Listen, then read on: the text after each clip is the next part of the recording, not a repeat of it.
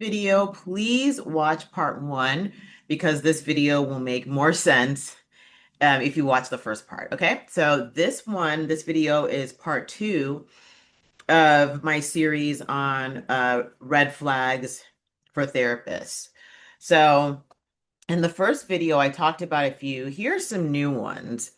And these ones to me are more specific related to more specifically rather related to abuse. Okay, and it'll make more sense as I go on and talk about it.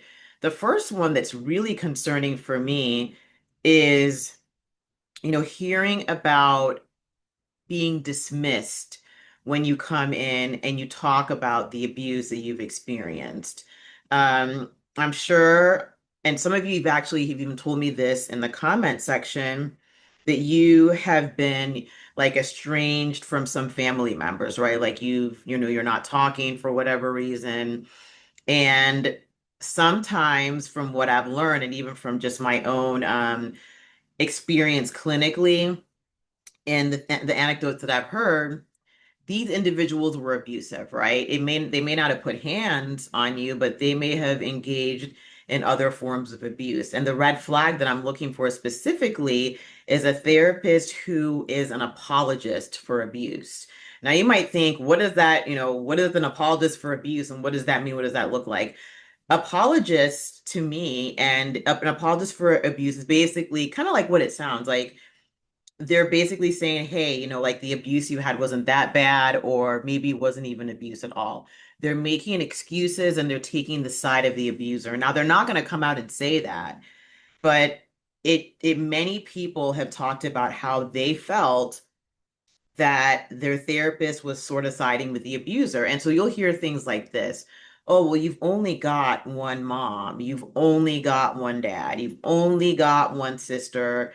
Family is family. So they say these things that have a kernel of truth to it, right? But at the same time, completely dismissing what you are going through. And let me just specify something else too. It doesn't have to be abuse, right? Some people have chosen to be estranged from their families for whatever reason, right? And so a good therapist is going to want to understand like what happened and how they can support you, through that whole process, not to make excuses for abusive or unhealthy behavior. And I mean, I was surprised to hear how much this happens, right? And so if you're hearing these platitudes or these things that sound good, like, oh, blood is thicker than water, and, you only have one family, and what if this person passes away, and blah, blah, blah. The therapy room is not the place for that. When you go to therapy, you need to be supported and you need to be able to see insights and things like that. Now, I can already hear somebody saying, well, does that mean that if someone goes into therapy, that the therapist should say everything that they're doing is right? No. And I'm getting, the more comments I get like that, more of you will be blocked because that's completely counterproductive. And you need to understand the purpose of this channel. It's not to pick apart and side with people that abuse others. It's to understand things from the perspective of the person who's being abused. So I'm just putting that out there, right? When you go to therapy, I'm not at all saying that the therapist should co-sign everything you do, right? A good therapist is not going to do that. However, if you are in the situation that I talked about where you are separating yourself from people who are harming you either emotionally or physically, a good therapist is going to support you through that and understand things from your perspective. They're there to advocate for you. If you think about the law, right? There's, everybody, like the defendant has somebody who represents them, an attorney, and the same thing for the person who's prosecuting. And so think about therapy in the same way. That the therapist is there to advocate for you, not co-sign everything you do, because they'll be quick to call. A good therapist will tell you, hey, like, let's rethink this idea, but if something that could harm you, but they're there even when they're telling you to rethink the idea, it's because they're on your side and they want you to succeed. Okay. So, what was the thing? So I'm basically talking about apologists for abusers. That happens a lot. The second one is kind of related to that. And that has to do with a therapist who is not informed and not educated about what you're going through, right? I'm talking specifically about culture and spirituality. And so it really was, I wouldn't say baffling. I wouldn't say I was necessarily surprised, but it was still nonetheless very hurtful for me to hear and read about clients who are going to a therapist and the therapist is saying things that are completely inappropriate regarding their culture. So they may be making assumptions about them, buying into harmful stereotypes about the client because they're culturally incompetent. And so in that situation, that is really, a lot of these situations, but that one in particular, that's doing more harm than good. I've just heard so many stories. If you, watch YouTube or just go on social media, you'll hear them. Sometimes people who are of like mixed race ancestry may present as one race more than the other, and then they're hearing their therapist say horrible things about the other race. There was one guy, I think it was on YouTube, he talked about his experience. He has a white parent and a black parent, but phenotypically he looks white. So unless you really knew, like unless you knew his family or he told you, you wouldn't know he has a black parent.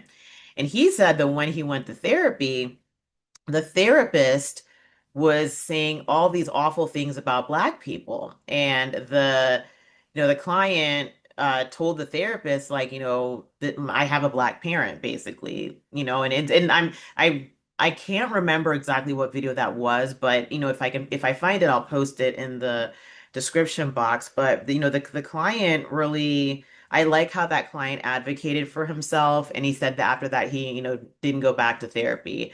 So you really want to make sure.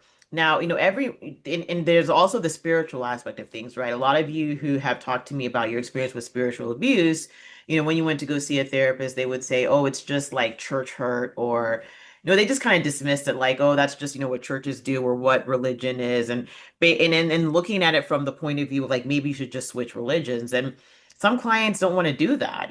Some are in the process of deconstruction and questioning, and some want to stay within their faith, but find the right place. And so if you are seeing somebody who like puts down your faith or dismisses your spiritually abusive experiences, that is a huge red flag. And that comes from being ignorant and incompetent about things. When I say that, that's no excuse whatsoever. If a therapist is seeing you and they know that what you are going through, that they're not well trained to treat it, they should refer you out. A good therapist could say, "Hey, this is my wheelhouse," and then, if that doesn't, if you don't fit within those parameters, let me refer you to somebody else who, whatever you're going through, that's their thing. That's appropriate therapeutic work.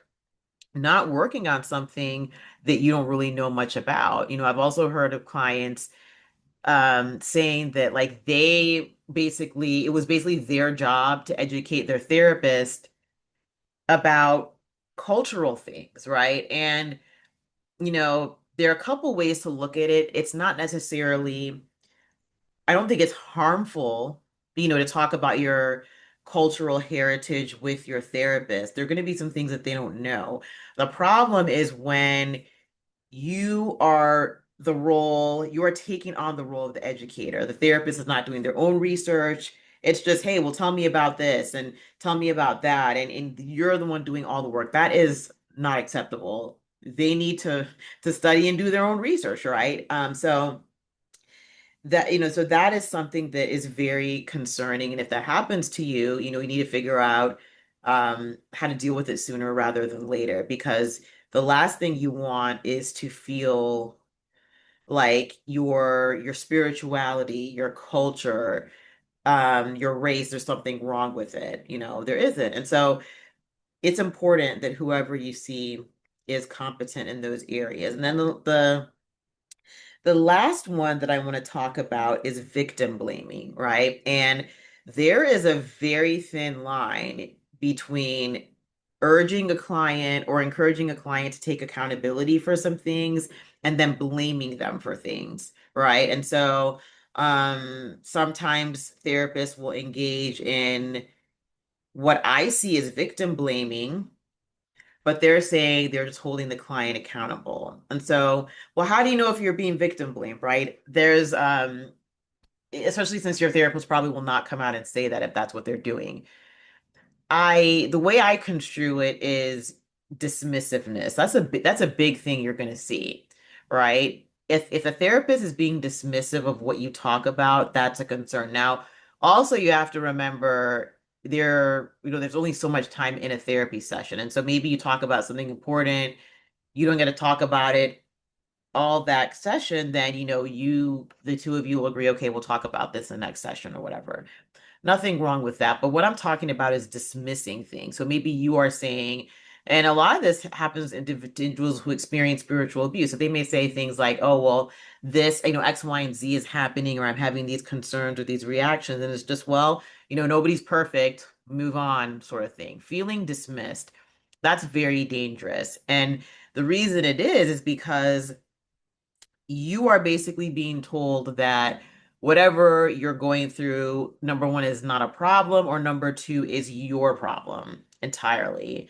And the better way, to do this, like I said in my first video, this is based on, my experience in working with clients and also supervising therapists. And so some of the things that I've had to bring up in my supervision and training of therapists is that, look, you have to put your own stuff aside and focus on the client, because sometimes the dismissiveness or victim blaming can come from the therapist's own issues that they have not resolved. And so that's really important. Again, this is not an excuse for therapists to do that, but it also should never be happening in therapy. And so, when we talk about dismissiveness, we talk about victim blaming, you'll know when it's happening, right? Asking someone to take accountability for their part in something is very different from victim blaming. Victim blaming says it happened because of you. Accountability is, hey, what are some things that perhaps you can change in the future so that you're better equipped to either handle this thing or reduce the possibility of it happening? So that's the difference between the two of them. But you'll know. It's really important too that as we're talking about these things and that you are, examining therapists and deciding where to go. It's important that you feel like you have a safe way to bring these things up. Therapy is not a perfect intervention, right? It's not perfect all by itself. Many times people do well with some conditions when they're getting therapy and medication, right? No profession out here is perfect. And sometimes therapists even, like, not even sometimes, therapists make mistakes, right? So if you think about what I'm saying, a good therapist, if they make one of these mistakes, will either call it out before you do and say, oh, you know what, I know I shouldn't have said that, apologize and do better. Or if you bring it up, they will graciously accept it, right? And again, exceptions to every rule. There are, if you're a therapist watching this, you'll know and probably have experienced some really difficult clients, right? And though sometimes when they're blaming you for everything, that's something else you need to watch out for. This is not a black and white 2 + 2 = 4 thing. So you really have to dig deep and try and understand. Um, I would say that even if a therapist maybe does makes a mistake or does something that offends you, the most important thing is, how is that handled? Do they talk to you about it? Do you talk about it? Do you have a way of repairing that fracture in the connection? And I've found that from what people have told me, things kind of go one of two ways. They might have brought up something with a therapist, you said this and I didn't like it. I felt offended. They might have said something about their culture or their religion or just done something that was off. And then the therapist accepts it. They talk about it. They move on. And then sometimes the therapist gets very defensive and, it might even, start yelling, crashing out in session, stuff like that. So that's why it's important to just not only look at the behavior, but how it's handled. So I know I've said a lot. I want to hear from you in the comment section. What have your experiences been What are some other red flags that you felt that I missed that you would have liked to talk about? Put it in the comment section and let's have a discussion about that, okay? I hope you have a wonderful day that is filled with peace. And before I forget, if you haven't already and you would like to, please share this video, subscribe if you'd like, and comment if you'd like. The engagement in the comment section is really it's a really important piece of this channel because I really hope that all of you all will be able to support each other and provide insights and things like that. So also my website is skillsetcounseling.com and you can go there to learn more information about my practice. All right, I hope you have a wonderful day that is filled with peace. Bye-bye.